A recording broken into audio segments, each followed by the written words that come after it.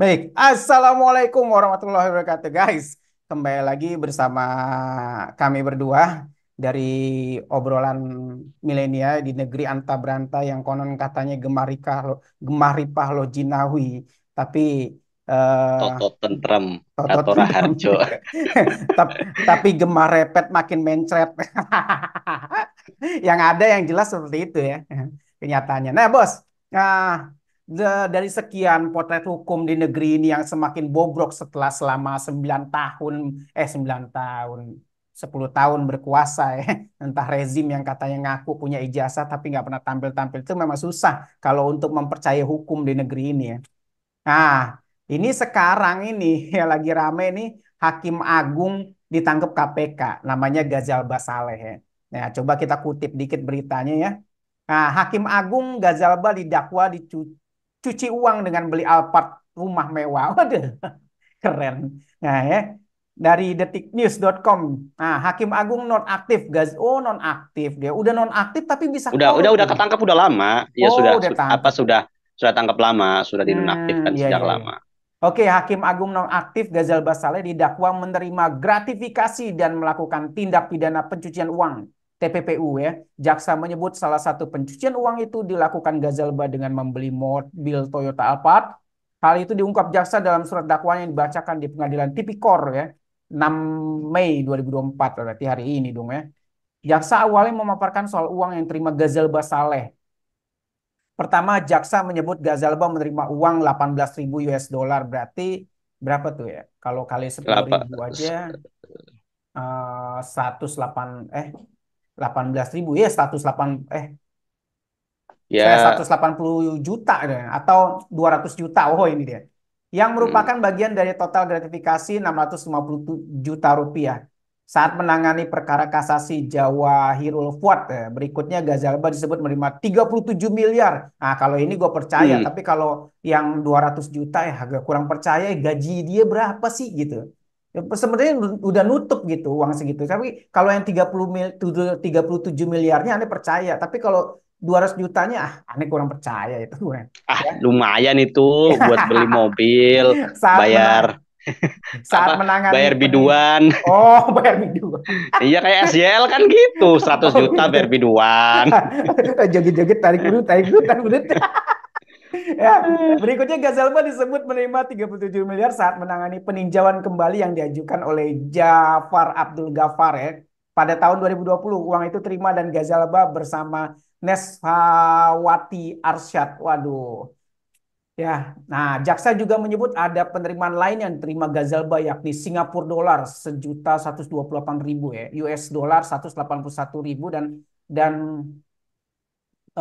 dan rupiahnya 9.429.600.000. Wah, ini kalau ini percaya lah ya. Jaksa mengatakan Gazalba kemudian menyamarkan uang itu dalam berbagai hal.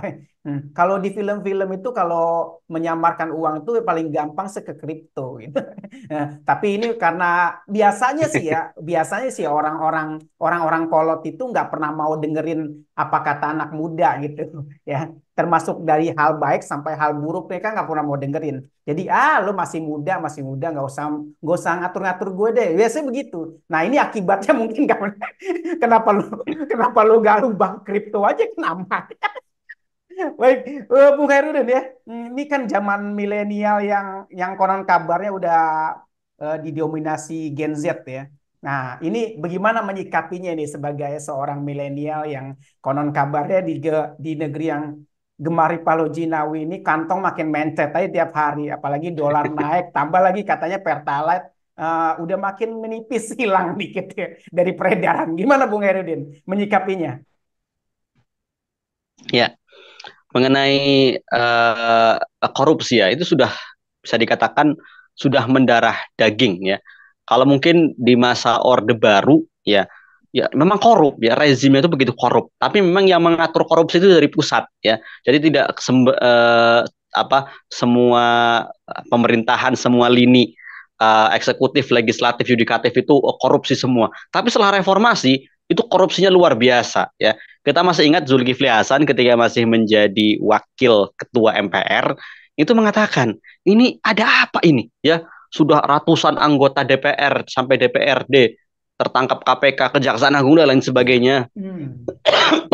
Kemudian juga ratusan kepala daerah dari tingkat 1 maupun tingkat 2 juga menjadi tersangka korupsi, termasuk adiknya, ya, adik kandung dari Zulkifli Hasan, Zainuddin Hasan, mantan Bupati Lampung Selatan kalau tidak salah, juga tidak lama kemudian sebelumnya juga ditangkap oleh KPK terkait korupsi, ya. Kali ini di tingkat hakim yang paling tinggi, Hakim Agung. Ya, Hakim Agung itu ya tingkatan hakim yang paling tinggi, ya, karena dia posisinya ada di Mahkamah Agung, ya, yang menangani Betul. perkara tingkat kasasi, ya, di mana kalau sistem, ya, peradilan di Indonesia itu kan ada tingkat banding, ya, ketika kemudian suatu kasus diputuskan di pengadilan negeri, ya, masih ada namanya upaya banding ke pengadilan tinggi, ya, pengadilan tinggi ditolak lagi, masih ada upaya kasasi di Mahkamah Agung.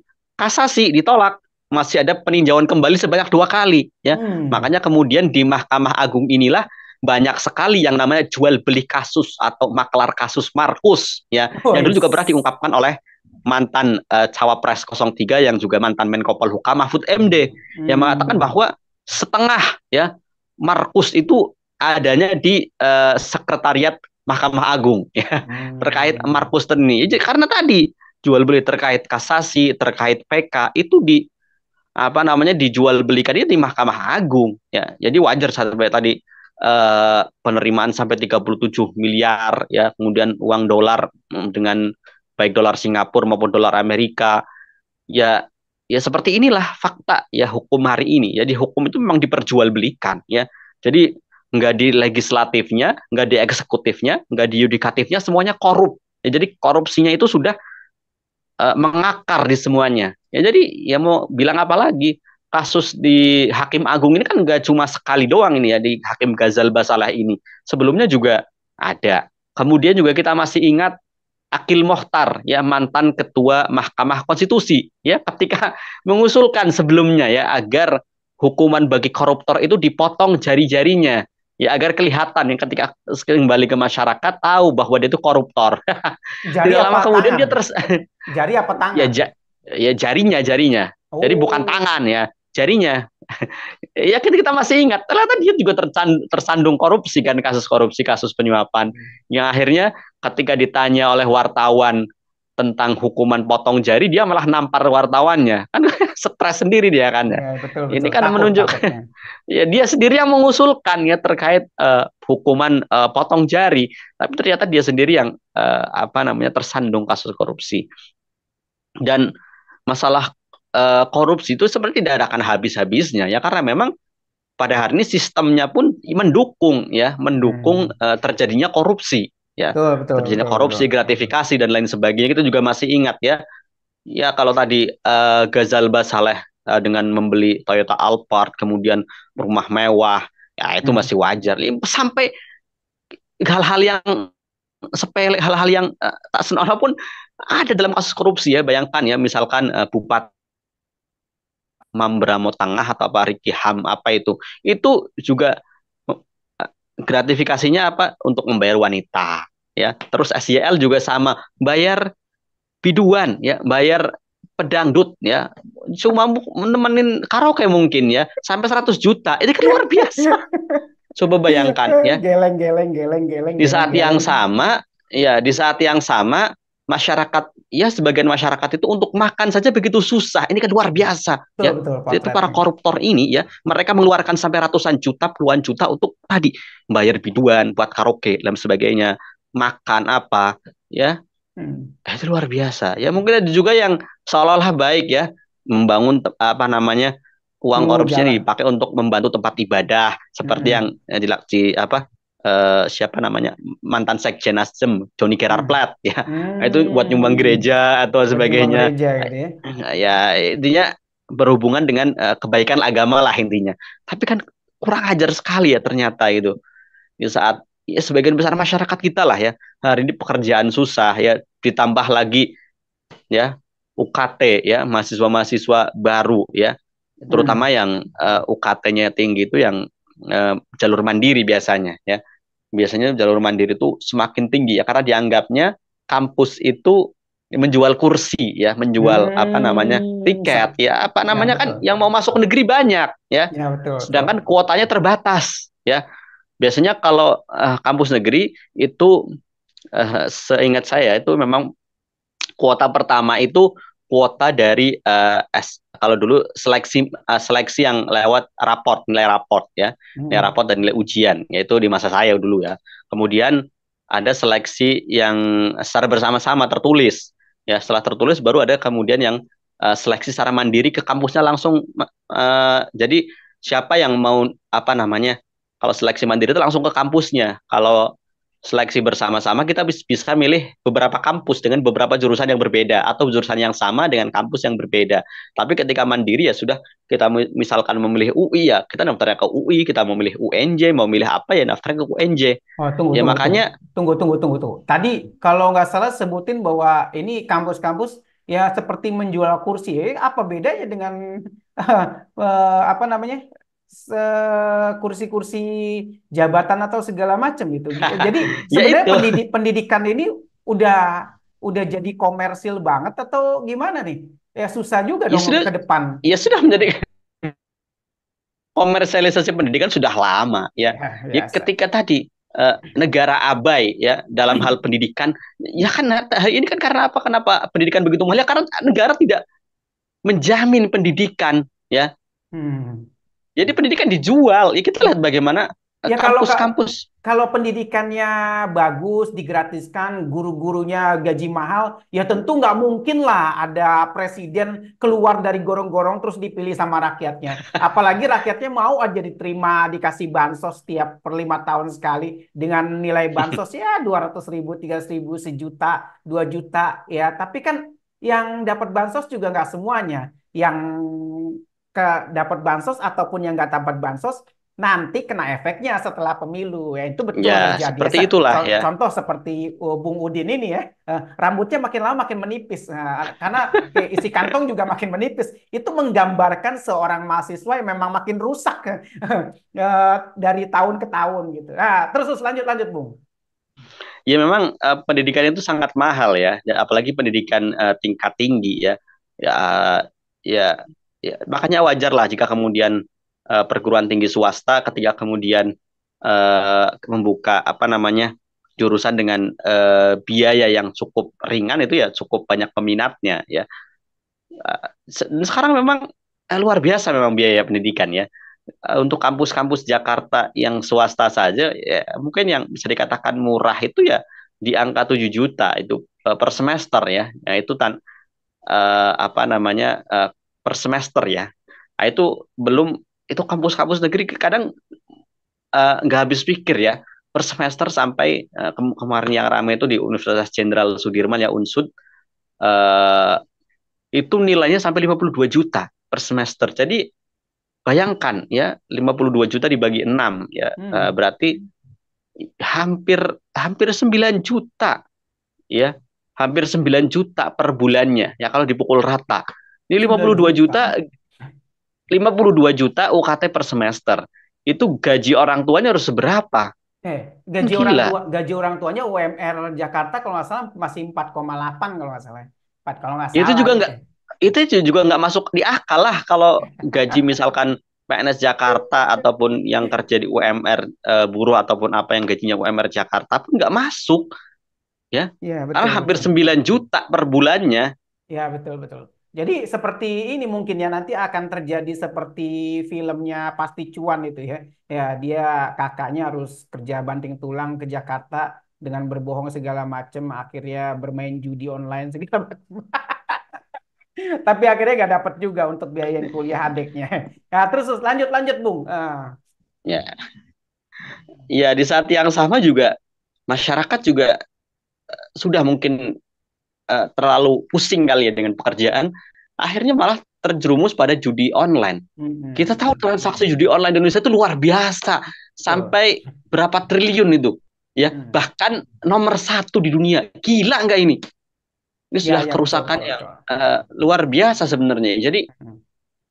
ya kita bingung juga ya mau memperbaiki kalau kemudian berharap pada sistem hari ini, sistem yang ada ya dengan kemudian sistem politik ya, kemudian para politikusnya yang busuk, yang kemudian hanya saling berbagi kue kekuasaan ya, saling kemudian bahkan kanon kabarnya ya, akan menambah jumlah nomenklatur kementerian demi mengakomodasi partai-partai yang baru masuk. Ini Betul, kan luar betul. biasa, gila nggak ya?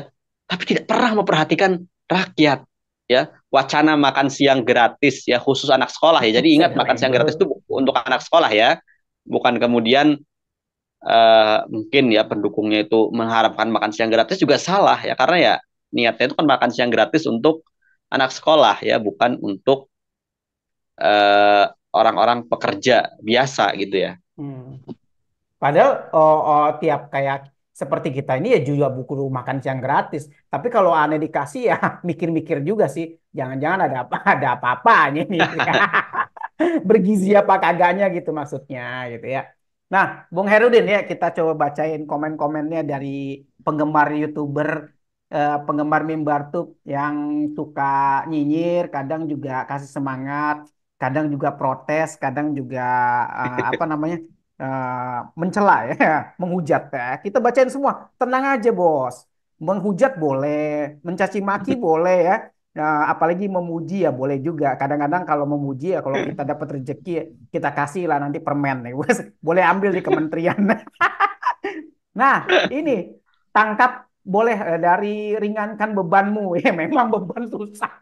Makin rusak beban negara kita, beban rakyat ini ya.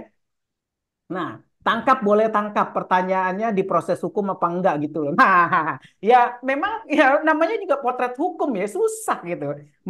Namanya juga Nah, kalau di sini saya tulis nih, nah, potret hukum ini sekedar ABS ya, asal Bapak senang ya. Bapaknya senang ya situ kalau mau ditangkap ya tinggal nanti kan ditangkap KPK selfie sebentar. Nanti masuk penjara ya seperti Najwa Shihab datang ke penjara gitu ya, ada buku-buku ya sama seperti apa, ada kulkas, ada AC ya, Ya, ada sudah taman-taman. ya, sudah menjadi rahasia umum lah ya, kalau penjaranya Hmm. koruptor itu ya penjara mewah. Ya, kita Oh juga iya melihat betul. bagaimana fotonya kemarin ya, di momen Idul Fitri kemarin ya, bagaimana para koruptor yang di penjara, di penjara Sukamiskin. Namanya sih Sukamiskin ya. Cuma penjaranya mewah ya.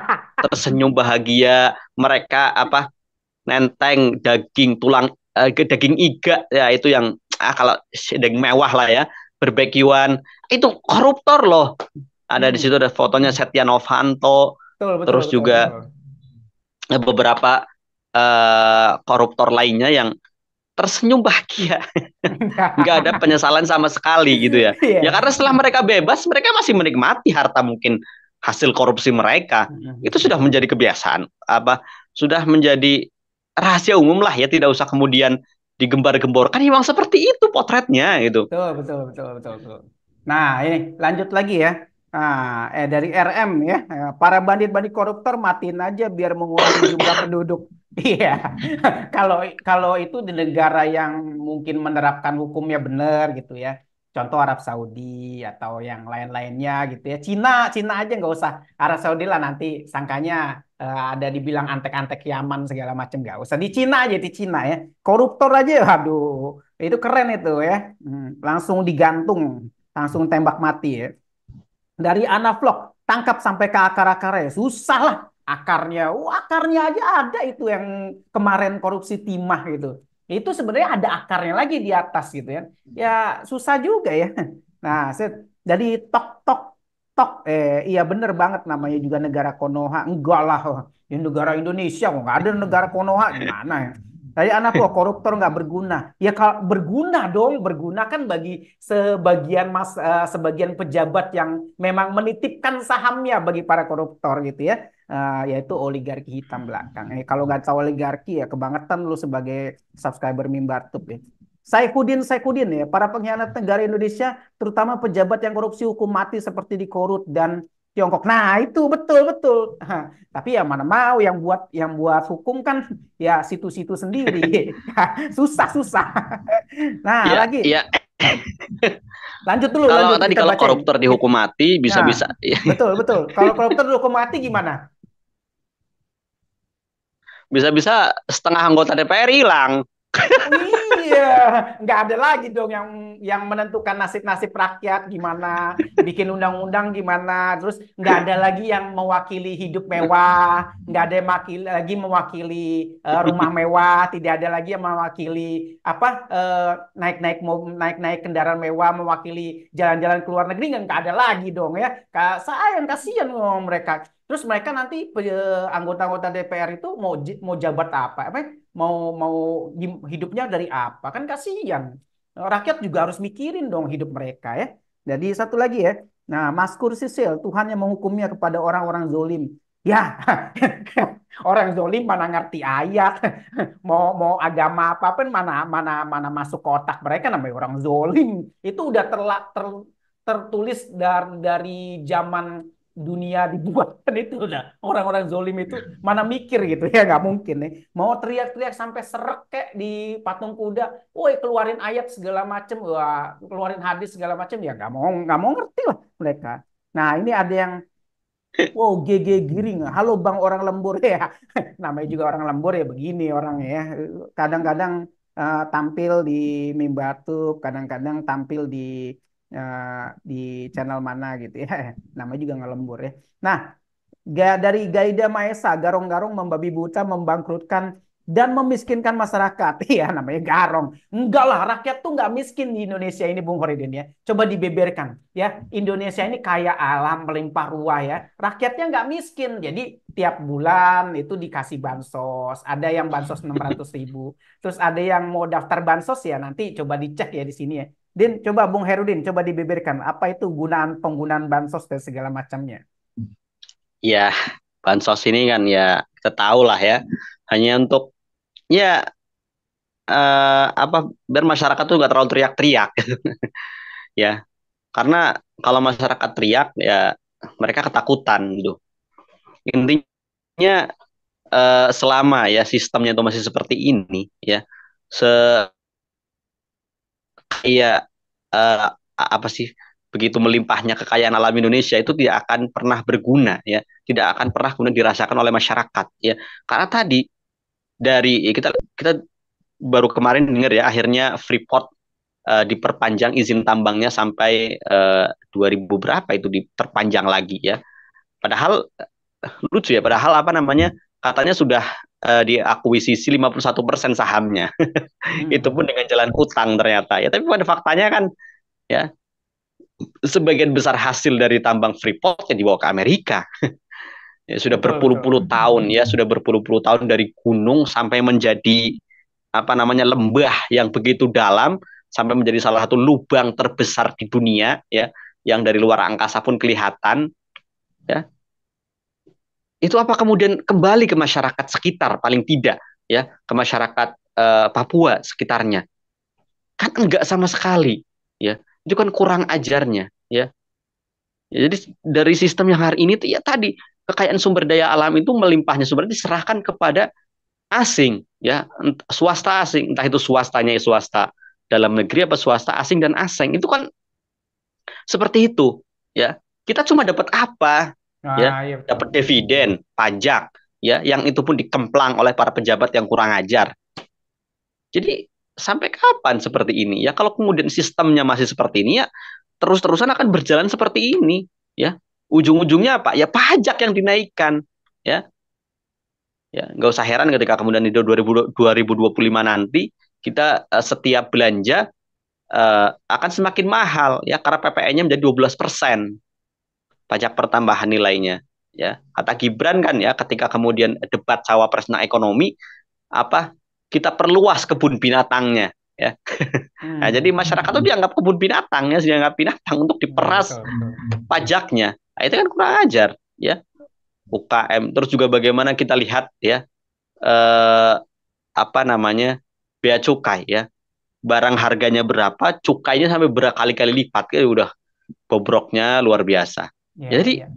apa yang mau kemudian diharapkan lagi ya dari kemudian rezim hari ini ya, rezim Jokowi ataukah penerusnya, apalagi kan jargonnya meneruskan ya, ya sama-sama bobroknya ya. Ya semakin apa namanya diperlihatkan bobroknya. Ya kita ngomong seperti fakta kelihatan kok fakta kelihatan seperti bobroknya. Mau kuar-kuar apalagi, mau dibantah apalagi, faktanya kebobrokannya dilihat kan. Ya, mereka dengan terang-terangan ya. Kemudian apa namanya, membagi-bagi kekuasaan. Ya, termasuk juga apa namanya, izin tambang yang kemudian akan diberikan kepada ormas. Nah, ini untuk apa? Ormas apa? Oh, ternyata ormas yang kemarin berjasa dalam Pilpres 2024. Nah, Hmm. itu saja. Jadi, jadi memang ya, memang nggak ada sih sebenarnya untuk rakyat cuma untuk bansos saja nih. Nah, jadi kalau yang mau cek bansos ya, ini cek bansos.kemensos.go.id ya. Yang kalau mau daftar di Bansos situ. pun juga kasihan ya. Kan kita lihat bagaimana ternyata data bansosnya juga nggak jelas. Ya, Hmm. masyarakat yang seharusnya menerima tidak pernah menerima. Ibarat setiap kita lihat ya, dua lansia, kakak beradik tidak pernah mendapatkan bantuan sosial. Ya, jadi akhirnya bantuan itu datang dari swadaya masyarakat, netizen, ya, yang kemudian melihat, ya, kemudian memviralkan. Kan seperti itu jadinya. Iya betul betul. Betul. Nih ya, tapi setidaknya saya coba berpikir dari pihak rakyat awam ya, rakyat awam yang nggak ngerti politik dan nggak mau tahu ya segala macamnya lah, sampai hingga dibodohi segala macamnya. Ya pasti berpikir ya mendingan rezim sekarang dong. Dia mau korup ya terserah, yang penting bagi-bagi ke rakyat. Ada bansos, ada beras, ada jeruk, ada telur. Saya pernah waktu di pulang kampung tuh saya pernah nganterin saudara ngambilin bansos gitu ya. Dapat beras 5 liter satu karung ya. Satu karung kecil kalau nggak salah. Terus sama telur 2 kilo. Terus ada jeruk juga, terus ada susu kalau nggak salah ya. Terus ada apa lagi? Nah, sama uang tunainya kalau nggak salah sih ada 600.000, tapi nggak tahu ngambilnya di mana itu. Tapi belum belum saya belum ngikutin kalau yang itu. Nah, jadi kalau ada mau daftar nih, cara daftar penerima bansos di dtks.kemensos.go.id. Pahami syarat dan prosedurnya. Kalau gue sih males pakai prosedur-prosedur. Oke, Bung Herudin ya, Ya. karena ya, kalau potret hukum ya seperti itu ya. Dari sekedar asal Bapak senang yang hingga menggelora di seantero negeri, mulai dari pembuatan undang-undang yang mencekik rakyat hingga mendudukan anak raja di dinasti tertinggi. Ya itulah potret hukum di konon kabarnya negeri yang gemari Palo Jinawi tapi bikin eh, kantong makin menipis. Tapi kantong pejabat ya tetap tahap sebel lah. Kalau macam-macam kayak Herudin dan saya ini ya cuma bisa ya seperti inilah ya. Tiap hari menjerit ke dalam hati aja. Kapan anak gue bisa makan enak. Baik, sekian guys dari kita berdua dari ujung negeri anta beranta. Eh, ya konon kabarnya kita agak sulit untuk mendapatkan apa namanya tema-tema yang bagus. Tapi kalau netizen mau kasih tema-tema bagus bisa di kolom komentar segala macam ya. Sekian, sekian dari kita berdua dari ujung negeri anta berantah. Wassalamualaikum warahmatullahi wabarakatuh.